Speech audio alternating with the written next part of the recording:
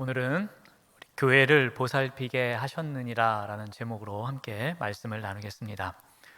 사도 바울의 에베소 교회 개척 프로젝트는 2차 선교 여행이 마무리될 때에 시작됩니다. 그랬다가 3차 선교 여행이 끝날 무렵에 완성되어 갑니다. 한번 그 과정을 살펴보겠습니다. 먼저 교회가 개척될 때의 상황입니다. 사도행전 18장 19절을 봅니다. 에베소에 와서 그들을 거기 머물게 하고 자기는 회당에 들어가서 유대인들과 변론하니. 에베소에 도착한 바울은 여느 때와 같이 회당을 찾아갑니다. 그리고 그곳에서 유대인들과 변론을 합니다. 근데 여기에서는 변론하다라고 번역된 것을 조금 바꾸면 강론하다로 바꿀 수 있을 것 같습니다. 그리고 강론하다로 보는 것이 좀 더 의미가 좋아 보입니다. 바울의 강론은 여러 사람들의 마음에 호기심과 열정을 불러일으켰습니다. 그들은 바울의 강론을 더 듣고 싶었습니다. 그래서 18장 20절 말씀을 보면 여러 사람이 더 오래 있기를 청하되 허락하지 아니하였다라고 합니다. 여러 사람들이 바울이 더 오래 머물면서 복음에 대해서 더 많은 강론을 해주기를 원했습니다. 그러나 바울은 이런 지하에 그들의 요청을 거절합니다. 우리가 알고 있는 복음의 일꾼인 바울이 복음에 대해서 전하해 달라는 이 제안을 거절했다 하면 바울에게는 정말 급한 일이 있었던 것 같습니다. 학자들은 이에 대해서 유대 절기를 지키기 위해 예루살렘에 가야 했었는데 예루살렘으로 가기 위해서는 배 운항이 제한되는 시기가 다가오기 때문에 서둘러야 했다라고 합니다. 그래서 바울은 짧은 만남의 시간이었지만 그는 온 마음을 다해 에베소에 복음의 씨앗을 뿌리고 그곳을 떠나게 됩니다. 바울은 아주 잠시만 머물고 떠나면서도 회당에서 복음을 전하여 복음의 우호적인 이웃을 얻었다는 희망을 발견하게 됩니다. 또다시 교회 개척의 꿈을 안고서 다른 목적지로 향하게 된 것이었습니다. 그는 복음의 우호적인 사람들을 통해서 이곳에 소아시아 지역의 중심이 되는 교회를 세울 수 있다는 희망을 발견하게 됩니다. 그리고 확신을 갖게 됩니다. 하나의 교회를 개척하는 것을 넘어서 더 큰 사역을 감당할 수 있을 것이라는 기대를 갖게 된 것입니다. 그래서 그는 에베소를 떠나기 전에 두 가지 조치를 취하고 떠납니다. 먼저는 하나님의 뜻에 대한 확신이 담긴 메시지를 남깁니다. 우리 사도행전 18장 21절 말씀을 봅니다. 작별하여 이르되 만일 하나님의 뜻이면 너희에게 돌아오리라 하고 배를 타고 에베소를 떠났다라고 합니다. 이 모든 일을 주관하시는 분이 하나님이시다라는 겁니다. 그래서 하나님의 뜻이면 내가 다시 돌아와서 교회를 온전히 세우겠다라고 이야기를 합니다. 또 하나 바울이 한 행동은 확실한 일꾼을 세우고 갑니다. 우리 사도행전 18장과 18장의 18절에서 19절까지의 내용을 통해 우리가 추측할 수 있는데요. 바울은 브리스길라와 아굴라도 함께 했었는데 그들을 에베소에 와서 그들을 거기에 머물게 합니다. 선교 전략상 에베소의 중요성을 알게 된 바울은 하나님의 뜻 아래서 다시 방문할 여지를 남겨둡니다. 그것을 위해서 아굴라 부부를 그곳에 남겨둡니다. 바울은 내가 멈추고 나아가는 것, 교회가 세워지는 것, 이 모든 것이 하나님의 뜻에 달려있다라는 믿음과 확신을 갖고 있었으면서도 동시에 그 상황을 정확하게 판별하고 예측한 후에 치밀한 전략을 세워서 그곳에 하나님의 나라가 확장될 수 있도록 준비하는 사람이었습니다. 그래서 에베소를 떠나기 전에 하나님의 뜻에 의해서 이곳에 교회가 세워질 수 있다는 믿음을 갖고서 그곳의 팀원 중에서 이 지역에 잘 어울리는 사람을 남겨두게 된 것입니다. 이렇게 교회 개척의 터를 마련해 놓고 2차 선교 여행을 마무리 짓게 됩니다. 이제 시간이 지납니다. 2차 선교 여행을 마친 지 얼마 되지 않아서 곧바로 3차 선교 여행을 시작합니다. 3차 선교 여행을 시작하면서 어디를 가장 먼저 달려가고 싶었을까요? 당연히 에베소였을 겁니다. 바울은 자신의 강론에 대해서 관심을 갖기 시작했던 그 사람들이 또 보고 싶었을 것입니다. 그들을 냉정하게 뿌리치고 돌아왔던 것, 그 떠나온 에베소를 향하여서 다시 걸음을 재촉합니다. 바울은 다시 찾은 에베소 교회의 체계를 다시 잡아갑니다. 그곳에서 이제는 두 번째로 사역을 다지는 시간을 갖습니다. 이러한 일이 있었습니다. 사도행전 9장 7절 말씀을 봅니다. 아볼로가 고린도에 있을 때에 바울이 윗지방으로 다녀 에베소에 와서 어떤 제자들을 만났다라고 합니다. 다시 에베소에 왔을 때 어떤 제자들을 만났다라고 합니다. 이들의 정체에 대해서는 19장 7절 이후에 이야기하고 있는데요. 아마도 이들이 요한의 세례만 알고 있었다라는 근거를 들어서 이들은 세례 요한의 제자들이었을 것이다 라고 성경학자들은 말합니다. 그런데 이 말에는 이들은 메시아에 대해서 제대로 알지 못하고 예수가 메시아라는 사실에 대해서 확신을 갖지 못한 상태다라고 나타내기도 합니다. 그래서 바울은 이들에게 그 부분에 대해서 정확히 가르쳐 줘야 될 필요성이 있었습니다. 그래서 바울은 이렇게 말합니다. 요한이 회개의 세례를 베풀며 백성들에게 말했던 적이 있지, 내 뒤에 오시는 이를 믿으라고, 그분이 메시아라고, 그런데 그분이 바로 예수님이야 라고 가르칩니다. 이 가르침과 함께 바울은 그들에게 예수님을 인격적으로 만나야 되는 시간을 마련해 줍니다. 그래서 그들은 바울에게 예수님의 이름으로 세례를 받습니다. 세례받은 그들에게 바울은 안수 기도를 해줍니다. 그때에 성령을 체험하는 시간을 갖게 됩니다. 이는 믿는 자들에게 약속하신 성령의 선물이 임하는 순간이었습니다. 이 사역의 마무리가 더 의미가 있습니다. 이 이야기가 끝나는 우리 사도행전 19장을 다시 보시면은 모두 12사람쯤 되니라 라고 합니다. 이 한 이야기를 마무리 지으면서 갑자기 이 어떤 제자들의 숫자가 12명이었다라고 이야기를 합니다. 이 12사람은 성경에서 매우 큰 의미가 있습니다. 예수님의 제자들이었고요, 사도들의 숫자도 12이었습니다. 이 이야기의 마지막에 12명이라고 밝힌 것을 보면 이들은 바울을 도와서 지금부터 에베소 교회를 성장시키는데 큰 공헌을 할 것이다 라는 것을 나타내고 있는 것입니다. 바울은 이제 본격적으로 에베소 교회에서 사역을 시작합니다.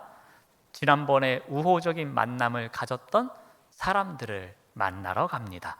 우리 19장 8절 말씀을 보시면 바울이 회당에 들어가 석 달 동안 담대히 하나님 나라에 관하여 강론하며 권면하되. 이제는 석 달 동안, 긴 시간 동안 여유를 갖고서 사람들에게 복음을 강론합니다. 그런데 이번에는 하나 추가된 단어가 있습니다. 19장 8절 말씀을 다시 보시면 하나님 나라에 관하여 강론하며 또 무엇을 했다고 합니까? 권면하였다라고 합니다. 이것은 말씀을 그냥 강론한 정도가 아니라 이 말씀을 꼭 받아들여야 합니다 라면서 더욱 강하게 이야기하는 것을 말합니다. 이것은 바울의 의지도 이전의 의지와는 달리 더 강한 마음으로 이들이 꼭 복음을 받아들여야 하고 이 복음으로 인해서 이들이 어떻게 살아가야 되는지를 더 정확하고 강하게 가르치는 것을 말합니다. 자, 이와 같이 교회를 세워나가고 사역을 다져나가고 그리고 복음을 더욱더 강하게 가르치고 있는 상황 속에서 많은 능력이 나타나기 시작합니다. 하나님께서 바울의 손으로 놀라운 능력을 행하십니다. 바울의 몸에 있었던 손수건이나 앞치마를 가져다가 병든 사람에게 얹으면 병이 떠나기도 하고 악귀가 물러가기도 했습니다. 마술을 행하던 사람들이 그 마술과 관련된 책을 버리며 그것을 모아서 불사르기도 합니다. 그래서 사도행전 기자는 이렇게 기록을 합니다. 주의 말씀이 힘이 있어서 흥왕하고 세력을 얻었다라고 기록합니다. 이것이 에베소 교회에서 에베소 교회의 사역이 다져지는 시간에 일어난 일들이었습니다. 에베소에 교회를 세웠습니다. 또 에베소에서 사역의 틀을 새롭게 만들어 갑니다. 그런데 이제 바울도 3차 선교 여행을 마무리할 때가 되어 갑니다. 이때에 에베소 교회를 향한 마지막 프로젝트를 수행합니다. 그것은 바로 에베소 교회의 일꾼을 세우는 일이었습니다. 교회를 세우고 사역을 다지고 그리고 떠나가는 그 순간에 교회의 일꾼을 온전히 세우는 일이었습니다. 에베소 교회를 떠나면서 다시 못 만날 것을 감지했던 바울은 교회를 위한 일꾼을 세워야 함을 절실하게 알고 있었던 것입니다. 바울은 교회의 일꾼을 세우면서 교회의 일꾼들에게 중요한 것을 먼저 알려줍니다. 여러분이 맡고 있는 이 교회의 일꾼이라는 직책이 과연 어디에서 왔는가라는 것입니다. 우리 사도행전 20장 28절 말씀을 봅니다. 성령이 그들 가운데 여러분을 감독자로 삼았다라고 합니다. 감독자로 삼았다고 합니다. 관리자, 보호자 여러 가지로 의미를 갖고 있지만 요즘 표현으로 바꾸면 교회의 일꾼이라고 바꿀 수도 있을 것 같습니다. 자, 여러분이 교회의 일꾼이 되었습니다. 그런데 이 교회의 일꾼으로 세운 것은 제가 아닙니다. 누가 세웠다고 합니까? 성령이 여러분을 세웠습니다 라고 가르쳐 줍니다. 이 모든 것이 성령님께서 시작하신 일이고 성령님께서 함께 하시는 일입니다 라고 그들이 맡고 있는 직책의 중요성에 대해서 먼저 이야기를 합니다. 성령이 세운 자의 임무가 있어야 할 것 아닙니까? 왜 성령께서 여러분들을 이 자리에 세웠겠습니까? 그 이유를 28절에서 이렇게 말합니다. 하나님이 자기 피로 사신 교회를 보살피게 하셨느니라 입니다. 여러분을 교회의 일꾼으로 세운 이유가 무엇이냐면은 하나님께서 자기 피로 사신 교회가 있는데 이 교회를 보살피게 하기 위해서 여러분을 이 자리에 세운 것입니다 라고 이야기합니다.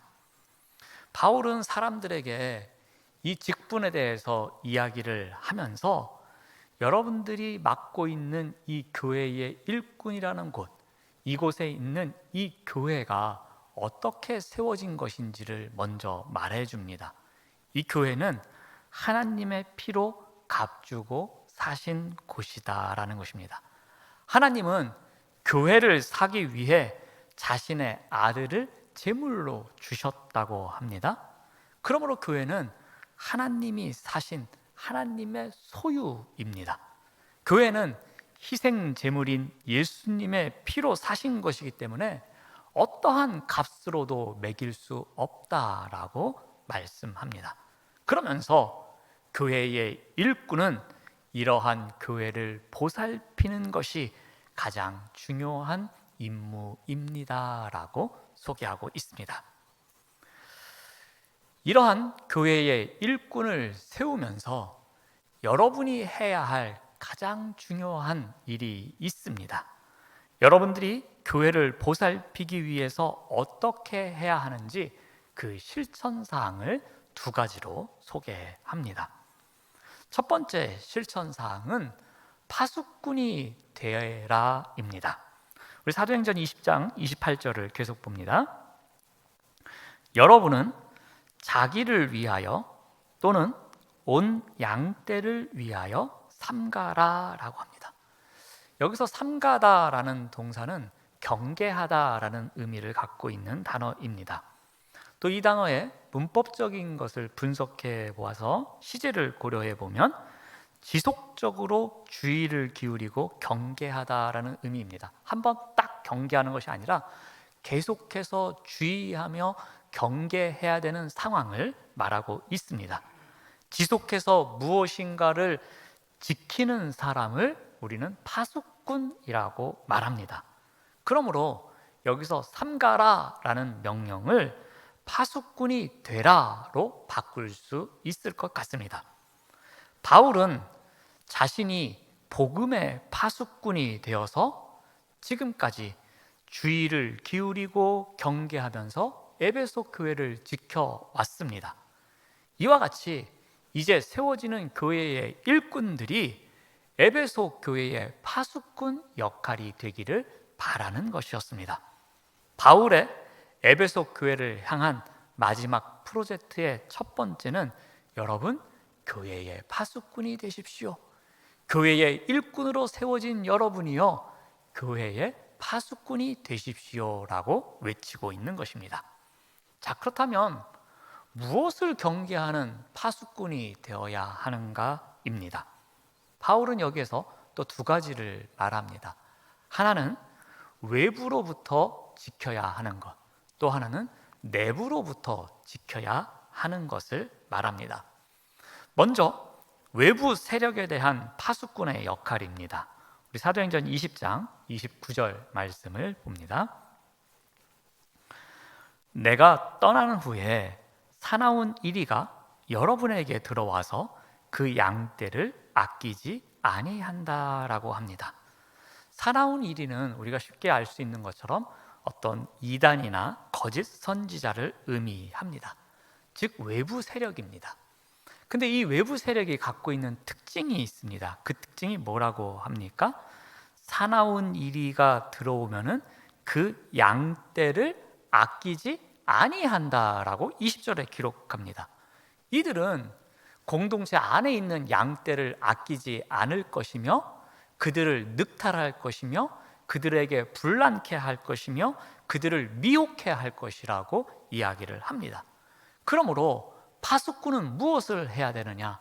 이러한 이 사나운 이리와 같은 외부의 침입자가 들어오지 못하도록 막는 역할을 해야 한다라는 것입니다. 바로 이것이 교회의 일꾼이 해야 하는 일이라고 이야기를 합니다. 또 하나 경계해야 할 것은 내부적인 일입니다. 우리 30절 말씀을 봅니다. 여러분 중에서도 제자들을 끌어 자기를 따르게 하려고 어그러진 말을 하는 사람들이 일어날 줄을 내가 아노라 라고 합니다. 30절 말씀은 여러분 중에서도 라고 시작합니다. 이 말은 뭡니까? 교회의 일꾼을 세워놨는데 교회의 일꾼 중에서도 마치 외부에서 침입한 사람들만큼 공동체 내부를 어렵게 만드는 사람이 있다라는 것입니다. 양떼를 아끼지 않는 사람들이 있다라는 것입니다. 이러한 내부의 적에 대해서 어떻게 이야기를 합니까? 어떠한 경우에 이런 일이 생긴다라고 합니까? 우리 30절 말씀을 다시 보시면 어그러진 말을 하는 사람들이 있다라는 겁니다. 어그러진 말은 일정한 기준이나 사실에서 벗어난 말입니다. 즉 왜곡된 말입니다. 과장된 말입니다. 진실과 거리가 먼 말입니다. 험담하는 말입니다. 이러한 말들을 해서 오히려 사람들로 하여금 혼란케 한다라는 겁니다. 자, 그렇다면 교회의 일꾼으로 세움을 받았는데 왜 이렇게 어그러진 말을 할까라는 겁니다. 한번 우리 30절 말씀을 다시 봅니다. 여러분 중에서도 제자들을 끌어 자기를 따르게 하려고 이런 말을 한다라는 겁니다. 공동체 내부에 있는 사람들 가운데서 이러한 말로 사람들이 자신을 따라올 수 있도록 하게 만든다라는 것입니다.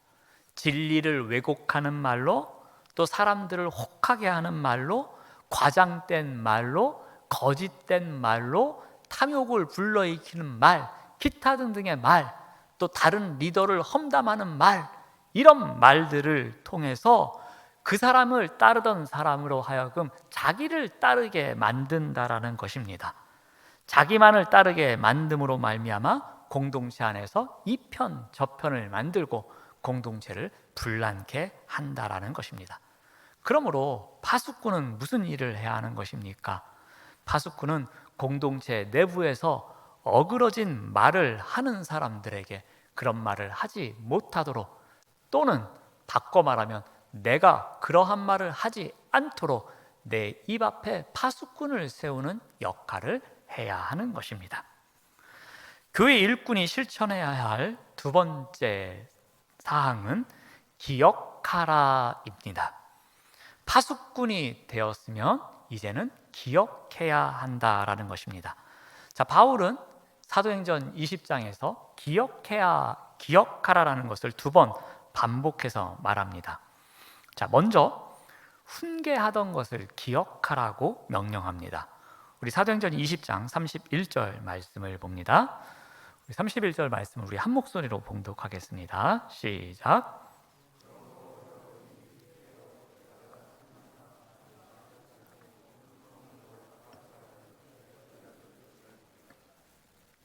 기억하라고 하는데 무엇을 기억하라고 합니까? 훈계하던 것을 기억하라고 합니다. 즉, 바울이 에베소 교회 사람들과 함께 3년 이상 지내면서 그들과 함께 나누며 강론했던 말씀, 그 말씀을 기억하라라고 하는 겁니다. 근데 바울이 이 말씀을 왜 기억하라고 했을까요? 그 이유에 대해서 바로 32절에 소개를 합니다.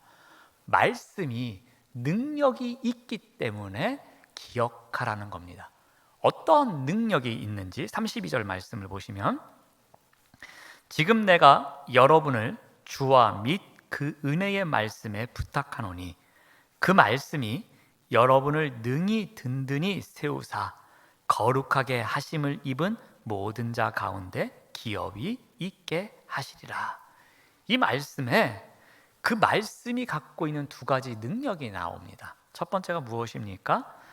든든히 세우는 능력이 있다라고 합니다. 말씀은 공동체를 든든히 세우는 능력이 있다라고 합니다. 말씀은 개인을 든든히 세우는 능력이 있다라고 합니다. 그러므로 그 말씀을 기억하라라고 명령합니다. 여기서 세우다라는 단어는 집이 건축되다라는 의미를 갖고 있습니다. 여러분, 집이 건축되어 가는 과정을 보신 적이 있을 겁니다. 밑에 골조를 넣기 위해서 지하를 파고요, 또 지상으로 올라오는 골조도 만들고요, 또 외벽도 만들고요, 또 안에 다양한 인테리어를 하고요, 또 각 필요한 기능에 따라서 적재적소에 필요한 공간을 만들기도 합니다. 이와 같이 말씀도 한 공동체 안에서 건물을 지어가는 것과 똑같다라는 것입니다. 집이 건축되어 가듯이 말씀이 개인과 공동체의 삶을 굳건하게 건축해 나간다라는 의미입니다. 그러므로 그 공동체를 향하여서 외친 말씀을 기억하라라고 명령합니다. 또 하나 말씀이 어떠한 능력이 있느냐면요, 기업이 있게 하는 능력이라고 합니다. 기업이 있게 한다라는 것은 조금 쉽게 말씀드리면 성장이나 성숙을 의미하기도 합니다. 말씀으로 인해서 에베소 교회 안에 있었던 그 사람들, 한 개인 개인과 또 공동체 전체가 성장하며 성숙하는 열매를 맺게 될 것이다 라는 것입니다. 이것이 바로 말씀의 능력입니다. 그래서 너희들에게 가르친 그 말씀을 기억하라 라고 바울은 당부합니다. 다음으로 기억해야 할 것은 모본을 보여준 것을 기억하라 라고 명령합니다. 우리 사도행전 20장 35절 말씀을 봅니다. 범사에 여러분에게 모본을 보여준 바와 같이 기억하라 라고 명령합니다. 바울은 자신의 삶을 교회의 일꾼들이 본받아야 할 모본이라고 말합니다. 이 모본이라는 것은 눈앞에서 직접 보여주다라는 의미를 갖고 있습니다. 지금까지 내가 3년 넘게 여러분과 함께 사역하면서 보여준 것이 있지 않습니까? 어떻게 사역하고 이런 상황에서는 어떻게 하고 그 많은 여러 가지의 상황에 따라서 어떻게 대처해야 되는지 보여준 모본이 있습니다. 함께 눈물을 흘리며 함께 기뻐하며 살아온 날들이 있지 않았습니까? 그 날들 가운데서 여러분들이 배운 것이 있지요. 여러분들이 느낀 것이 있지요. 여러분들이 본 것이 있지요. 그것을 바로 모본이라고 합니다. 그런 것을 잘 기억하여야 한다라는 것입니다. 그리고 그와 같이 하라라고 명령합니다. 이 모본의 의미에 대해서 바울은 고린도전서에서도 한번 이야기를 합니다. 우리 참고로 고린도전서 11장 1절 말씀을 봅니다. 내가 그리스도를 본받는 자가 된 것 같이 너희는 나를 본받는 자가 되라 라고 합니다. 바울에게 있어서 모본은 누구였습니까? 그리스도였습니다. 예수 그리스도를 통해서 자신이 알게 된 그 모든 것, 예수 그리스도를 통해서 배운 모든 것이 자신에게는 모본이었습니다. 그리고 그 모본에 따라서 살고자 노력했었습니다. 그런데 이제는 어떻게 하라는 겁니까? 내가 그 모본에 따라서 살아왔는데 너희들과 함께 했던 그 시간에 너희들에게 보여준 것, 너희들이 본 것을 이제는 너희들이 본받아야 한다라고 말합니다. 그러면서 2절에서 이렇게 말합니다. 너희가 모든 일에 나를 기억하고, 즉 모본을 보여줬던 것을 기억하라는 겁니다. 또 내가 너희에게 전하여 준 대로 그 전통을 가르쳐준 모든 것, 그 모본을 너희가 지킴으로 너희를 칭찬하노라 라고 합니다. 즉 이 모본을 본받는다는 것은 이것은 기억을 해야 되며 그 기억한 것을 지켜나가는 과정을 말합니다. 그러니까 바울은 에베소 교회 사람들에게 내가 너희들에게 보여준 모본을 기억하고 그 모본대로 잘 지켜나갈 것을 당부하고 있는 것입니다. 그러면서 그들과 함께 했던 이야기의 한 예를 들고 있습니다. 그 예가 사도행전 20장 35절 말씀에 나옵니다. 보시면 약한 사람들을 돕는 일이 있었습니다. 그런데 이 일이 어디서부터 비롯된 것이냐면 주 예수께서 친히 말씀하신 것이었다라는 거죠. 주는 것이 받는 것보다 복이 있다는 그 말씀을 실천하는 일이었다라는 것입니다. 여러분과 함께 우리가 힘들게 밤에 장막도 만들어가면서 여러 가지 일을 해가면서 그 연보를 모아가지고 우리가 약한 사람들을 돕지 않았습니까? 이것은 바로 주님의 명령이었습니다. 주님께서 보여주신 모본이었습니다. 모든 것을 함께 나누고자 했던, 그래서 오히려 주는 것이 받는 것보다 복이 있다는 주님의 말씀을 실천하는 삶이었습니다. 우리가 함께 이런 일도 있지 않았습니까? 그러니 그러한 모본을 기억하십시오 라고 외치고 있는 것입니다. 사랑하는 여러분, 우리가 기억할 신앙의 모본이 있습니까?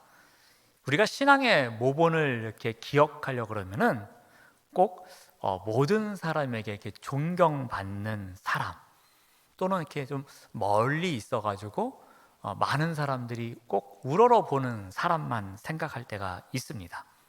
근데 신앙의 모본을 꼭 이렇게 먼 곳에서만 찾지 마십시오. 오히려 가까운 곳에 더 좋은 모본이 많이 있습니다.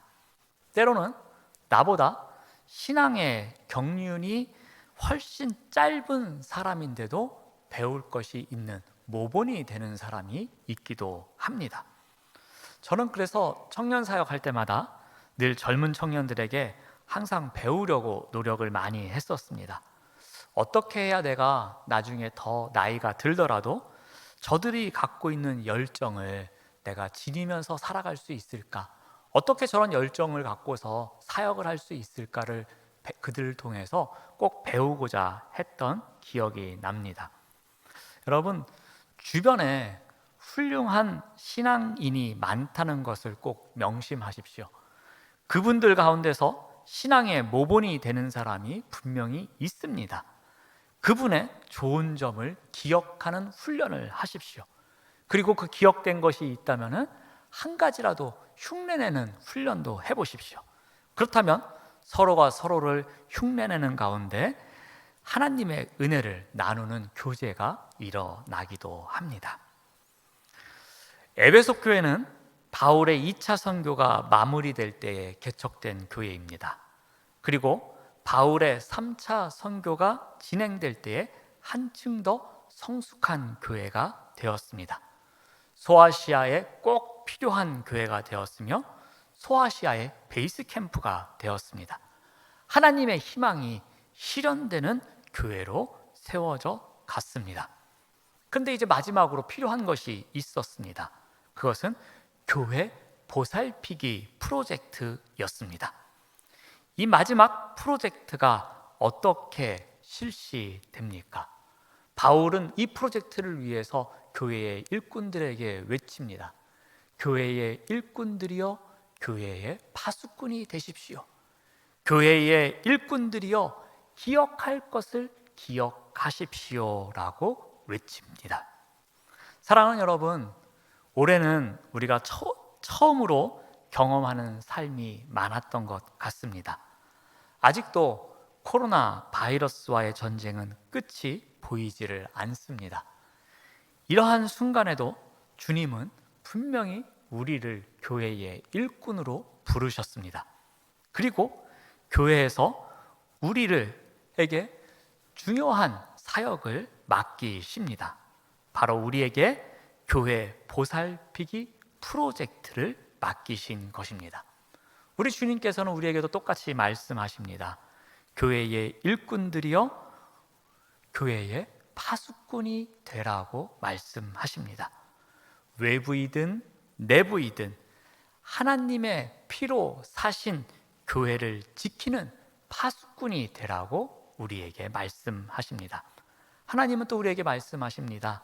기억하라고 말씀하십니다. 말씀을 기억하라, 모본을 기억하라고 말씀하십니다. 기억할 것을 기억하는 교회의 일꾼이 되라고 말씀하십니다. 코로나 때문에 마음이 점점 무거워지는 연말입니다. 하지만 교회의 일꾼으로 부름받은 자로서 주님의 피로 세우신 우리 교회를 보살피는 자리에서 살아가는 교회 보살피기 프로젝트에 부름받은 교회의 일꾼으로 살아가시는 우리 모두가 되시기를 바랍니다. 기도하겠습니다. 하나님 감사합니다. 어려운 때일수록 하나님의 피로 세우신 영은교회를 보살피게 맡기신 사명을 다하는 우리 모두가 될 수 있도록 인도하여 주시옵소서. 어떠한 일로도 흔들리지 않게 하시고 우리 안에 어그러진 말을 하는 자가 없게 하시며 나를 세우는 말씀에 따라 살아가게 하옵시며 모본이 되는 신앙인의 삶을 살아갈 수 있도록 인도하여 주시옵소서. 예수님의 이름으로 기도드립니다. 아멘.